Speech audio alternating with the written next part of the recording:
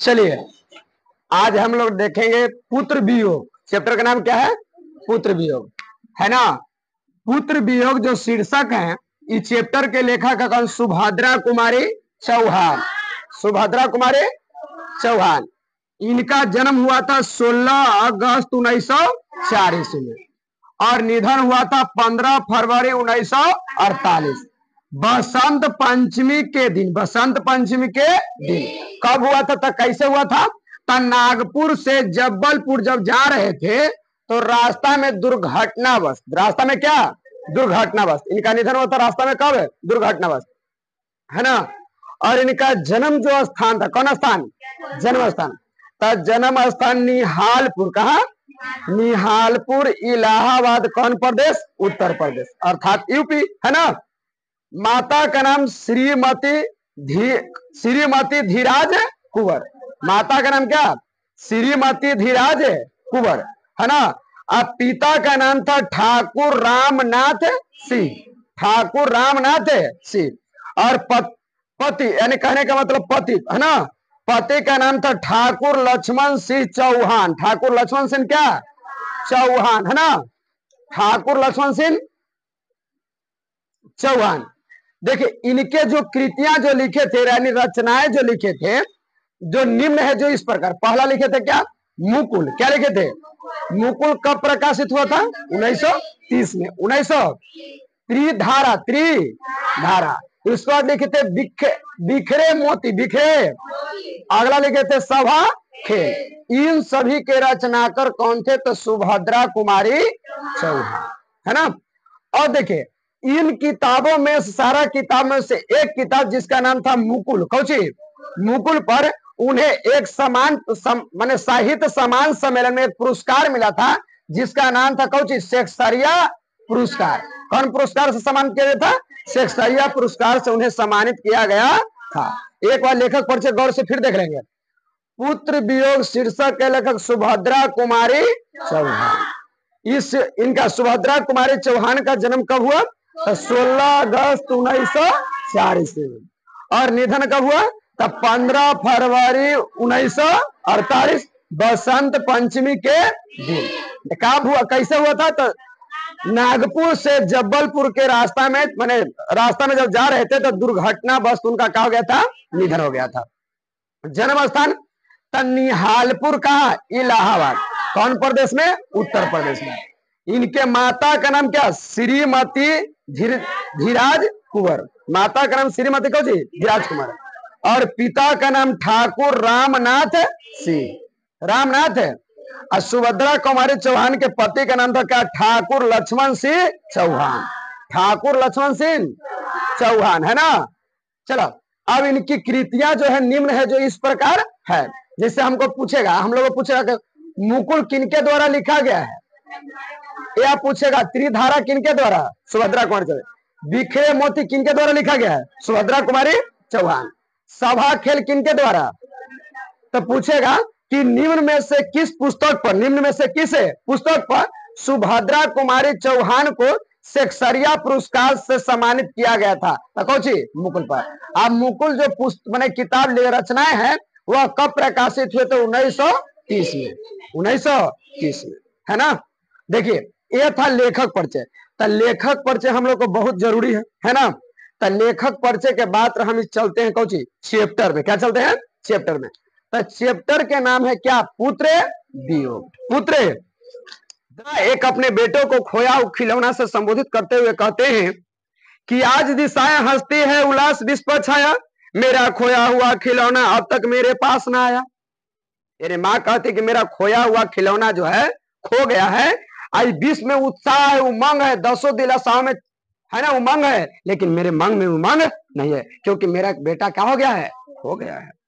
शांति शीत न लग जाए इस भय से नहीं गोद में जिसे उतारा, छोड़ काम दौड़ आई जब मां कर कर पुकारा। हे बेटे, तुम्हें गोद से इसलिए नहीं उतारते थे कि शीत न लग जाए, बेटे को ठंडा न लग जाए। आज जब तुम मां कहकर पुकारते थे तो मैं दौड़ कर चले आता, हर काम को त्याग देते थे। कब कि क्यों? कि मेरे बेटा क्या कर रहा है? बुला रहा है। इस भय से कि उसे शीत न लग जाए, है ना। आगे थपकिया दे देकर जिसे सुलाया, जिसके लिए लोरिया गाई, जिसके मुंह पर जरा मलिनता देख आंख आंख में रात बिताई। अरे तुम्हें थपकिया दे देकर सुलाया, है ना, लोरिया गा गा कर सुलाए, और तुम्हारे चेहरे पर अगर थोड़ा सा मलिनता देखते थे, है ना, तो तुम्हारा चेहरा देखकर हम रात बिता लेते थे, लेकिन अपने खुद सोती नहीं थी। अब बेटा को सो का अपने जाग कर उसे क्या करती थी, सुलाती थी। माँ का देखे दिल कितना सच्चा होता है। जिसके लिए भूल अपमाना, जिसके लिए भूल अपनापन छोड़े, जिसके लिए भूल अपनापन पत्थर को भी देव बनाए। हे बेटे, तुम्हारा अगर तबीयत खराब होता था और तुम कहीं चले जाते थे, तुम्हारे शांति के लिए, है ना, तुम्हें देखने के लिए कहीं खेले, तो हम भगवान से पत्थर को भगवान मान के पूजा करते थे और कहते थे, कहीं नारियल चढ़ाते थे, कहीं दूध चढ़ाते थे, कहीं बतासे चढ़ाते थे, और कहीं शीश निभाते थे और कहते थे, हे प्रभु, हे भगवान, हे ईश्वर, मेरे पुत्र को, है ना, रक्षा करना, है ना।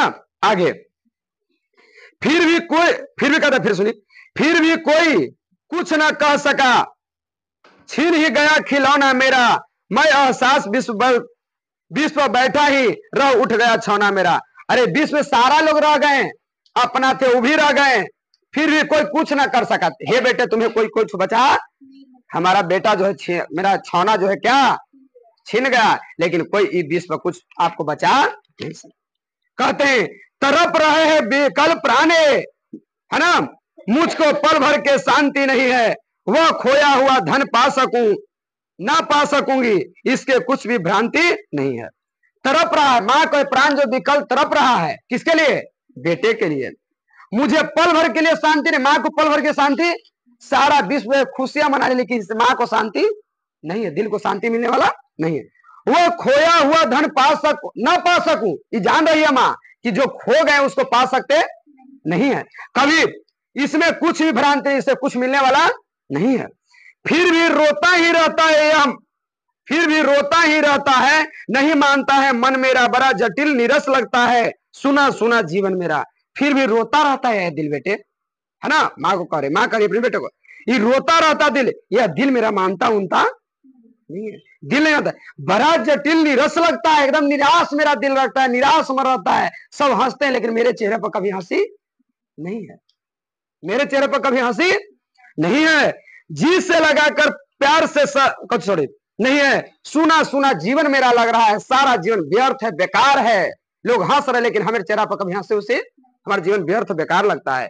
यह लगता है एक बार यदि पल भर को उसको पा जाती, माँ कहती, एक बार अगर तुमको पल भर के हम पा जाते, मेरे गोद में आ जाते, जी से लगाकर, एकदम कलेजे से लगाकर, प्यार से सहला सहला कर समझाते, मेरे भैया, मेरे बेटे, अब माँ को छोड़कर ना जाना, अब माँ को छोड़कर, बड़ा कठिन है बेटा खोकर माँ को अपना मन समझाना, है ना, बेटा खोकर हम अपने मन को समझा रहे नहीं है। हे भैया, हे मेरे बेटे, यह माँ को त्याग कर दूर ना जा, है ना। भाई बहन भूल सकते हैं, भाई भी भूल जाएंगे, बहन भी भूल जाएगी, पिता भले ही भूलावा, पिता भी भूल जाएंगे, किंतु रात दिन की थपकियां, रात दिन की कुछ सातिन माँ कैसे अपना मन समझावे, लेकिन रात दिन की यह सातिन माँ जो अपने मन को कभी समझा पाते नहीं है, हम कभी जीवन में भूल सकते नहीं है।